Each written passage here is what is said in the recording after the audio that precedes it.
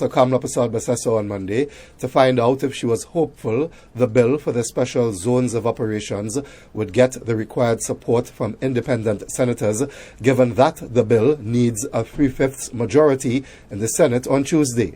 Prime Minister Persad-Bissessar said of the independent senators, quote, "Firstly, they are not independent. They are appointed by the president," end quote, as she made reference to the president's past tenure as a minister in a former PNM administration.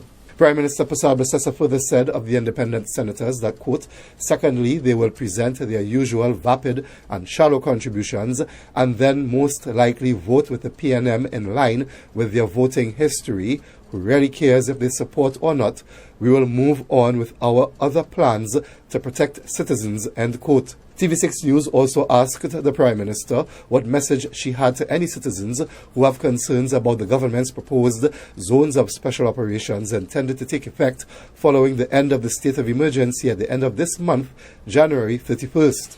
Prime Minister Persad-Bissessar said there are many communities that want the extra protection, so the government has no need to beg any community to accept it who doesn't want to. Prime Minister Persad-Bissessar told TV6 News that, quote, "If citizens in any particular area don't want the added protection provided by the government, they are free to let us know. We will remove it and they can fight it out with the criminals on their own," end quote. During the debate of the bill for the zones of special operations during the first sitting of the House of Representatives for 2026, Port of Spain South MP and former Minister of Policing Keith Scotland raised the concerns about civil liberties.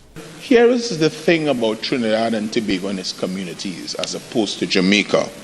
The reality of Trinidad and Tobago is that in our communities, criminal activities intertwined in same spaces where there are law-abiding citizens.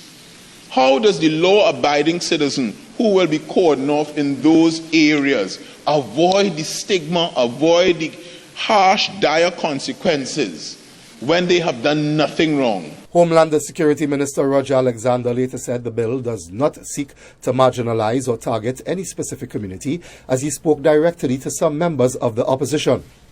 When we look at the phones, there are persons in your constituency, your constituency, your constituency, and your constituency already asking for the zones of operation to be the first place to deploy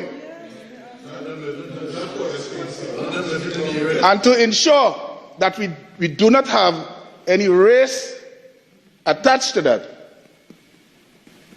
The Prime Minister's constituency might be the first one.